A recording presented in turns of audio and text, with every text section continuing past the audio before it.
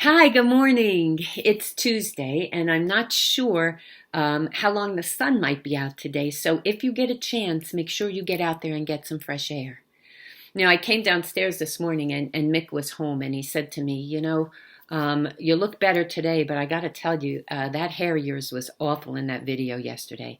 And I'm like, I know, but I really don't know what else I can do with it. And the funny thing is, I've seen other videos that some people have posted, and they all look pretty nice and coiffed, sitting behind desks or even a pulpit with a stole on. And then there's me in a t-shirt with this awful hair. And so this morning, I did take a shower. I even put on shoes and a little perfume.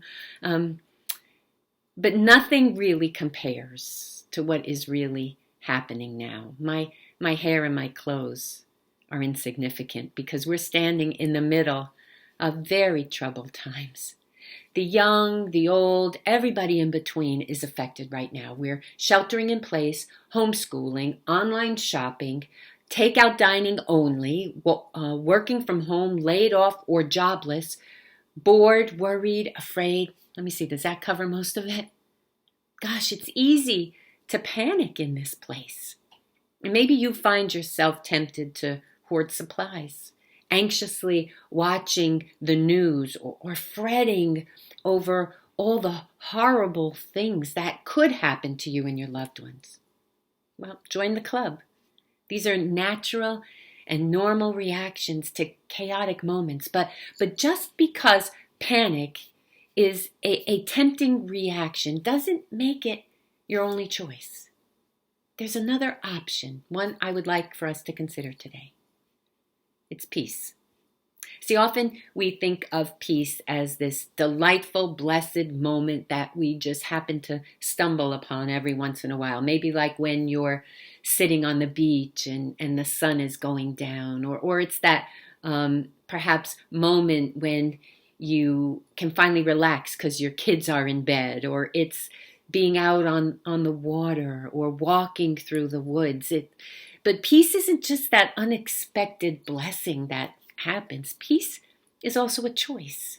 Peace is something we can choose to walk in, even in the middle of this coronavirus, even in the face of a global pandemic, even when we fear losing our jobs, even when we worry about feeding our families.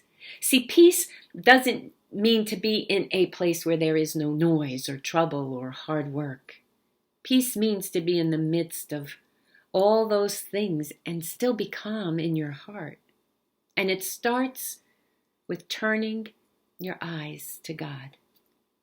In Psalm 47:8, we read the psalmist proclaiming that God reigns above the nations, sitting on his holy throne.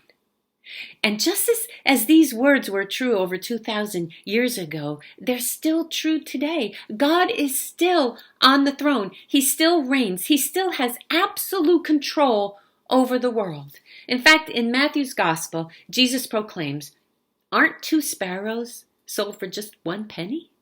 Yet not one of them will fall to the ground outside your Father's care. And even the very hairs of your head are all numbered. So don't be afraid, because you're worth more than many sparrows." Did you catch that? You are precious to God, the most important and precious thing He created.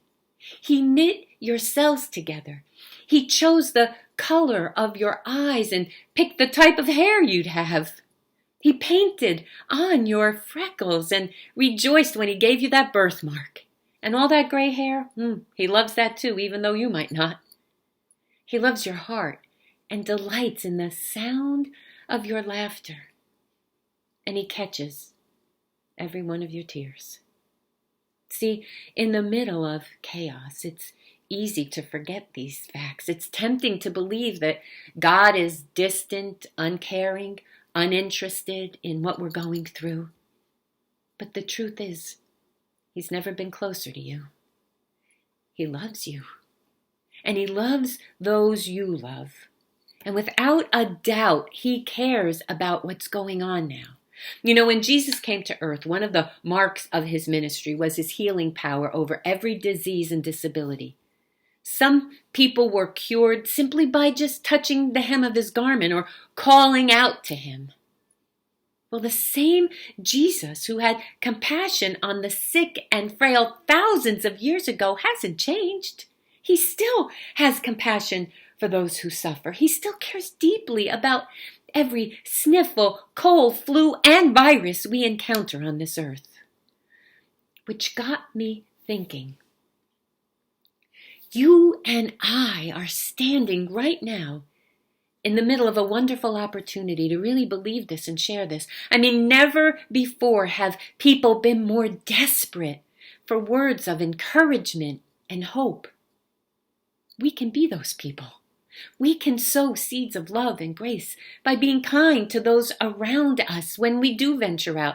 And that includes those people we encounter in the grocery store and even those who we might encounter out there protesting. We can show Christ's love by refusing to hoard supplies, or even better, by sharing our resources with perhaps our neighbors who don't have any. We have a thing here in my little cul-de-sac, so somebody might call or text and say, do you have a little rice? And so the other person, so we'll put it out on our porch in a bag, and then that person comes and gets it. We stay connected through email, text, phone calls, even letters to those who may be alone and isolated now, because no one should ever feel alone. We can let folks know how grateful we are that they are out there working and volunteering for us so we can stay home and be safe. Oh, I love walking because I get to see all the signs and the rainbows on windows and doors and lawns, especially because they were made by kids. That's so incredibly uplifting. And we can refuse to lose hope and become bitter, negative people. In fact, if you start to feel like that, I want you to say, nope, not today, because there's enough negativity going around. See, this isn't a time to judge or criticize. Rather, it's a time to be moved with compassion and to show compassion like Jesus did, to reach out, even if it's just one person at a time. Simply put, we have an opportunity to let our faith shine right now, to live the gospel even from within the walls of our own homes, even as we shelter in place. So let's not waste it. Instead, let's all choose to be a light in a world that lately has become very dark.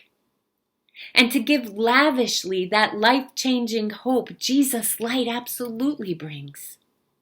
And when you do this, you create peace for others and yourself. And the good news is, despite the chaos, pain, and heartbreak we're encountering in the world today, it's not always going to be this way. So today, let's try and do that. In fact, think of ways to be that light in your family, your neighborhood, our city. I'm rooting for us. We can do this. I know we can. So please, stay safe. Stay home. Stay connected to others.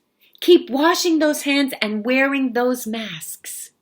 Know that I love you and I'm praying for you.